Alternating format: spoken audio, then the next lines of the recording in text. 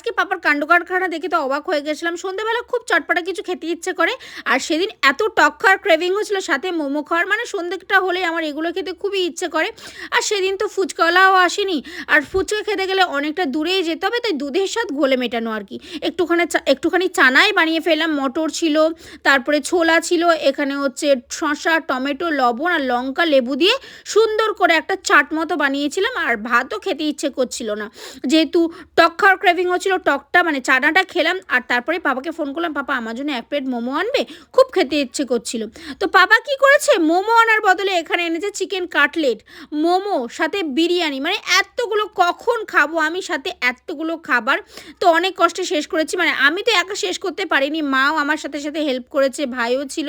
তো এইভাবেই আজকে পাপার কাণ্ড দেখে আমার হাসিও পাচ্ছিল যে শুধুমাত্র মোমো আনতে বলেছে, এতগুলো কে আনে।